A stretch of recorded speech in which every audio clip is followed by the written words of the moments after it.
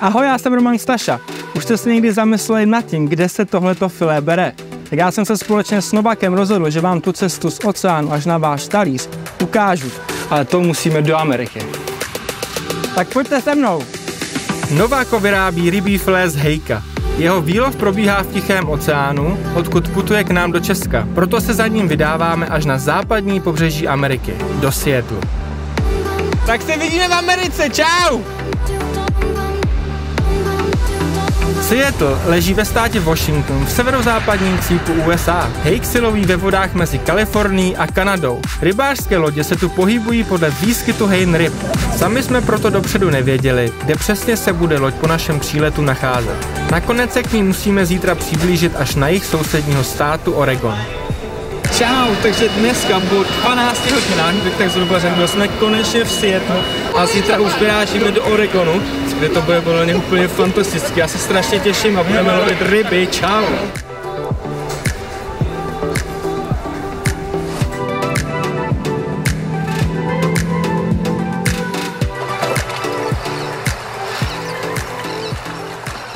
My se teď nacházíme v Oregonu na Gold Beach, je to tady úplně nádherný. Spali jsme tady kousíček v motelu, totální romantika, vlny, ticho, prostě úplná fantazie. Teď se budeme naloďovat na takovou maličkou bárku a ta nás hodí na tu obrovskou loď, pojedeme asi 1,5 hodiny a já doufám, že to přežijem, protože nás trošku straší, že jsou vlny a není úplně super počasí. Už brzo nám na lodi ukážou celý proces rybolovu i výroby filé v továrně v podpalubí. Rozhodl jsem se proto u kolegů z branže trochu dovzdělat. Co přesně filé Novako je? Jsou to na sebe nakladené vrstvy čerstvého vyfiletovaného hejka, zabalené a zamrazené v kostkách. Nic víc, nic míň. My už se blížíme k lodi, jmenuje se North Jaeger a já doufám, že tam brzo budeme, protože ty vlny fakt nejsou úplně malý, i když se to možná zdá. Tamhle je nějaká rybářská loď.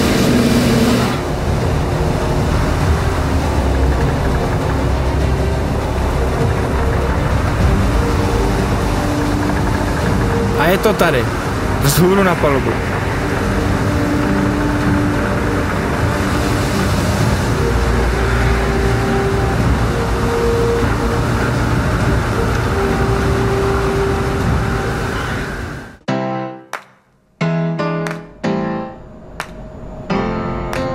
Celou dobu o tom mluvím a jsme konečně tady. Jsme na lodi, já se jdu 100% podívat na to, jak se to všechno vyrábí, co se tam všechno děje a 100% ještě někoho vyspovídám, takže se máme na co těšit. No a naštěstí mám toho nejpovolanějšího člověka hned po ruce. Ahoj, můžu se nám představit, jak dlouho tady seš na této lodi a jakou máš pozici? Yeah, my name is Jude. I'm a factory manager on a vessel that catches fish in Alaska and off the coast of Oregon in America. I've been a factory manager working in this job for about 26 years. A lot of time. Jak velká posádka na této lodi? Most of the time it's about 135. Sometimes we'll push about 150 people. Co se vlastně na této lodi děje? The vessel is a mid-water trawl, so whether we're fishing shallow water or deep water, it's always gonna never touch the bottom. Mid-water trawl is incredibly clean. We process 99.9% of the targeted species. Very little bycatch. Posádka používá celou řadu moderních technologií, aby eliminovala úlovek jiných živočichů, než je právě hejk. A daří se jí to na neuvěřitelných 99%. Jak dlouho to trvá, když vylovíte rybu, než ji úplně zpracujete? From the time the fish is on board, 30 minutes, very, very fresh. After that, then it's loaded into the plate freezers and frozen and in the cargo hold no longer than about an hour and a half to 2 hours. I've tasted fish from all over the world and can't get fresher straight to the plate. Čím je ten produkt tak výjimečný? I would have to say the freshness, it's frozen at sea, sustainability, very low carbon footprint. We don't use any water for the process, and it's just a phenomenal fresh fish. I was straight to your table, very good. Dohlíží na vás někdo, jestli to děláte správně? Government observers on every vessel, and they safeguard the biomass, and it's not the industry itself that targets quotas, so it's science-based. And it's product of the USA straight to protect the public. Thank you very much. No a když teď znám veškerá fakta, neodolal jsem a poprosil kolegy, jestli bych si výrobu mohl i sám vyzkoušet. Jak to tady vlastně funguje? Hned po výlovu jdou ryby na linku, kde jsou vyfiletovány. Oddělí se z nich svalovina. Z ostatních částí se vyrábí surimi, rybí olej nebo třeba krmivo pro domácí mazlíčky. Ryba je využitá prakticky beze zbytku. U filet se nejprve kontroluje kvalita, pak se váží na stanovené porce. Nakonec se balí do krabic a putují přímo do mrazáku. Celý proces zabere méně než půl hodiny a ryba tak zůstává čerstvá. Jak vidíte, díky ochotným a trpělivým zaměstnancům jsem si vše vyzkoušel od A až do Z. My máme na téhle lodi hotovo, ale to samozřejmě není všechno, protože já jsem si nechal poslat filé do Novoka v Kralupech a tam uvidíme, co se s ním bude dít dál.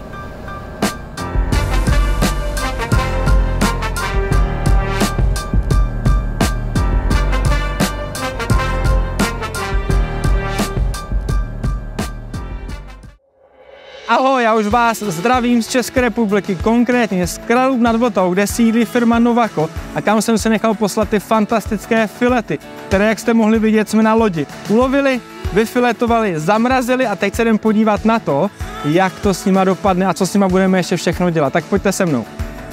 Dobrý den. Vítám vás v Kralupech nad Vltavou, kde vyrábíme rybí filé. Prosím vás, já jsem se tady nechal z Ameriky poslat takový bloček ryb. Kde je? Pojďme se na něj podívat. Tak jdeme. Já si myslím, že je strašně důležitý říct, že už přímo na té lodi jsme to zamrazili do těch kostek a potom se dělo co? Potom se dělo to, že to v bezmraženém stavu jezdilo po vodě, potom po silnici a takhle to skončilo tady u nás ve skladě, to při -20 uchovává až do prvního kroku, kdy to rozbalíme náhle. -20 je důležitý, je tady -20, jdem pryč. A tohle jsou ty kostky, které jsem já zabalil na té lodi. Přesně tak, Romane. Tak, klidně to vytáhněte. A další kroky, že si ji převezeme tam na začátek strojního řezání. Tak a teď mi by se Romane s tou surovinou nic nedělo. První krok je, že se u nás tady rozbalí. Je to ta stejná surovina, která byla zabalena na moři. Nic se do ní nepřidává, nic se s ní neděje. Wow. A tady už ji tady jenom hodíme do řezací pily. Je to na začátek řezání a už to jede.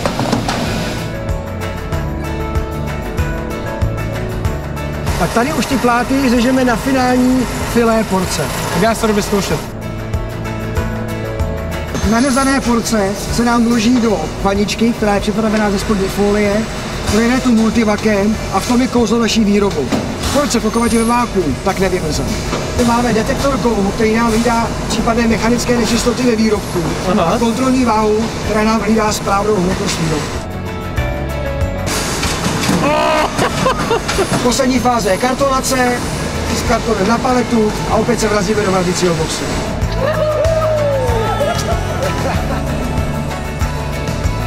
Tak Romane, tady je ten tvůj hotový výrobek. Děkujeme, strašně moc děkuju, beru si to s sebou a jdu vařit. Děkuju a my se vidíme na vaření. Čau! Vítám vás v kuchyni, kde si jdeme připravit tohleto fantastické filé Novako, které jsme samozřejmě vylovili, vyfiletovali a teď si jdeme udělat fantastický recept. Bude hlavně úplně jednoduchý. Omáčka, brambory, tvaroh, já se na to strašně těším, takže jdeme na to. Trošičku si rozehřeju hrnec, už tam dávám máslo a jedu. Zavěstujeme hezky do zlatova, mezi tím si nachystáme česnek. Úplně v rychlosti si připravíme papriky, tam je hrozně důležité, abyste dobře vyndali ten jadřinec, takže si to rozkrojíte na půl. Takhle, jak to máte, vesněte to tam. Teďka to zaliju vínem, musí to hezky syčet. To je přesně ono, přidám tam cukr a nechám to víno úplně odpařit a ten cukr skaramelizovat a potom to zasypu rajčatama a nechám se vařit brambory úplně jednoduše ve vodě, tak jak to znáte, slaná horká voda do měka. A nasypeme rajčata a ty pořádně zarestujeme, samozřejmě si jich bude spoustu tekutiny. Hodně jí svažte. A teď vám jdu ukázat, jak připravit tohleto fantastické filé. Je to úplně jednoduchý, má to dvě zásadní věci. První je ta, že to musíte nechat rozmrazit volně, to znamená celý den v lednici a potom to potřebujete pořádně, jako každou jinou rybu a každý jiný filet, pořádně vysušit. Úplně jednoduše, jenom to nasolíte, napepříte, dáte tam maličko oleje, opravdu to nemusíte přehánět, dějte se úplně kapka. Tak a teďka tam jenom poklademe takhle ty filety, jdeme s tím do trouby. Normálně předstaďte ty brambory z hrnce, dejte je na pánev na zbytek toho másla a krásně zarestujte do zlatova. Zasypejte to tvarohem, takovým tím tvrdým, já to prostě zbožňuju. To řízneme jenom, opravdu můžete nahrubo, jenom nahoru zasolíte, zapepříte. Rybu máme hotovou, teď si jenom vezmete, dáme ji bokem úplně opatrně a to, co nám zbylo, vlastně ta směs, tak tu dáme do mixéru a vymixujeme do hladka. Je to super. A teď už nám to zbývá jenom naservírovat. Víte si, je to fakt jako rodinné jídlo, takže si to dejte do prostřed talíře. Ty solety nakrájejte jenom takhle, dívejte se, aspoň krásně ukážu, jak jsou nádherně udělané. Tady si to pohážeme a jeste to všichni z jednoho talíře, protože tak to má být. Tady máte úplně jednoduchý recept z fantastického file. Jehož cestu jsme vám ukázali z oceánu až na váš talíř, od začátku až do konce. Já doufám, že jste si tu cestu užili stejně jako my a zase se budu těšit někdy na viděnou. Čau!